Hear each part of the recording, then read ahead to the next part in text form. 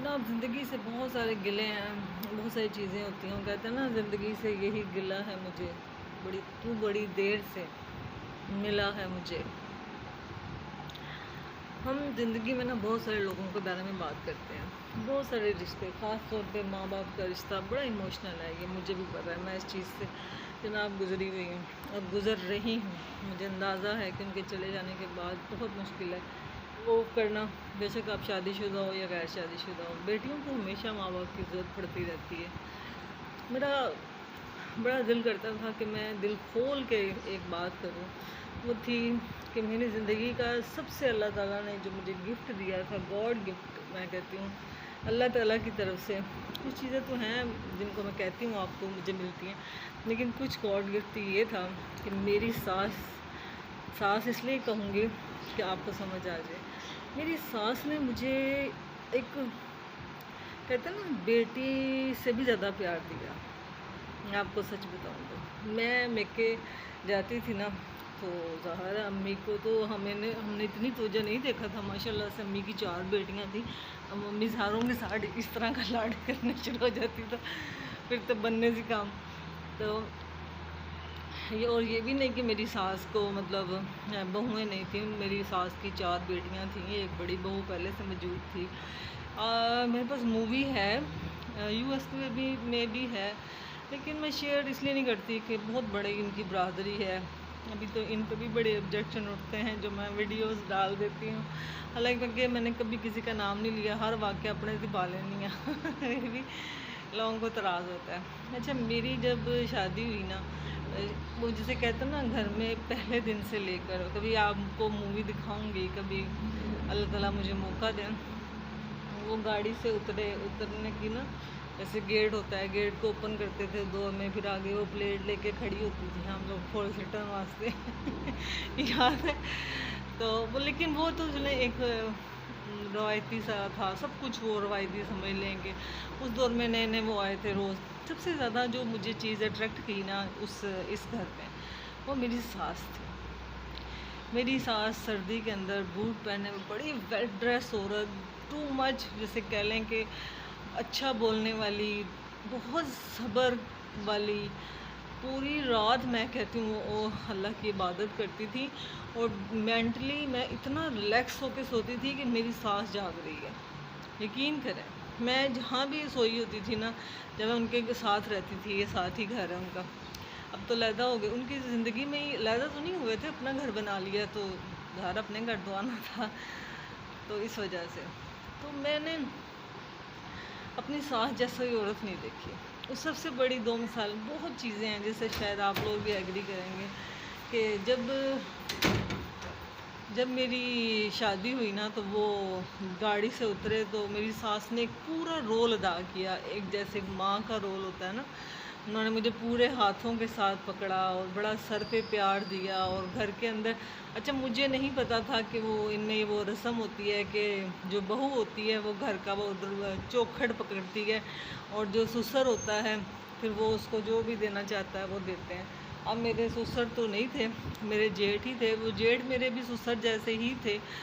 अल्लाह ताला उनको भी जन्नत दे, दोनों को जन्नत दे, दोनों ही चले गए। तो मेरे ससुर ने मेरे जेठ ने मुझे उस वक़्त वो पैंडल सेट तो नहीं होता, उन्होंने पहले से बनाया हुआ था। तो रस्म मुझे वैसे बड़ी अच्छी लगी, लेकिन मेरी सास ने मुझे छोड़ा वहाँ पर भी नहीं। मैं पाँव से अंदाज़ा लगा रही थी कि ये पाँव जो है ना, ये मेरे पाँव मेरी सास के हैं। तो उसके अंदर ना मेरी सास ने उसके बाद मुझे सोफ़े पे बिठाया और फिर मुझे कुरान पाक ला के दिया।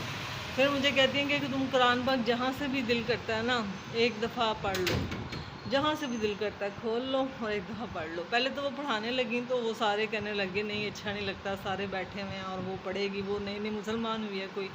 बहरहाल उनके अंदर रस्म थी, तो मैंने कुरान पाक, वज़ू तो मेरा नहीं था, लेकिन मैंने पढ़ दिया कुरान पाक। उसके बाद रस्म ये थी बड़ी, जहाँ मेरी सास ने मुझे कहीं नहीं छोड़ा। ये टाइम बड़ा टफ़ होता है बच्ची के लिए। जब बच्ची ही थी ना 19 साल की, जब मैं उनके घर आ रही हूँ, तो उन्होंने मुझे कुरान पाक पढ़ाया। फिर का पजामा मैंने पढ़ लिया, मेरे मुंह पे फूंक मारी, मेरे सर पे हाथ फेरा। फिर खैर अगली सुबह जब ज़िंदगी का आगाज़ हुआ, मेरी सास सबसे पहले कमरे में आई। उन्होंने मुझे आते सारी मतलब बड़ा बैठ गई, फिर नाश्ता आ गया, फिर बातें करने लग गई कि तुम छोटी हो, परेशान नहीं होना, कोई बात नहीं है, ज़िंदगी है, ऐसे है वैसे है। खैर यकीन करें, मैं आज ईमानदारी से बता रही हूँ कि अगर ये रिश्ता जो है मेरी शादी वाला अगर गुज़र गया है ना, तो वो मेरी सास की वजह से गुज़र गया। उनके जाने के बाद अब देख लें गुज़र ही नहीं रहा। अब ऐसे ऐसे मसाइल ने मुंह खोला है कि यकीन करें कि मुझे यकीन ही नहीं आता कि अंदर कीना इतना रख के बैठे हुए थे। मुझे अभी तक याद है कि जब मेरा बड़े वाला बेटा होने वाला था, सारा पेट ज़रा बढ़ गया था, तो अजीब सा लगता था।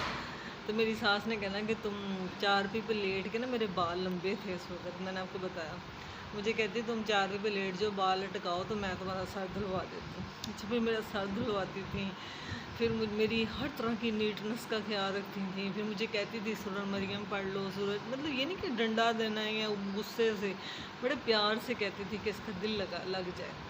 यानी हर बात जो थी ना, मेरा बड़ा दिल किया मैं आज कहूँ कि हर सास जो होती है ना वो एक तरह जैसी नहीं होती।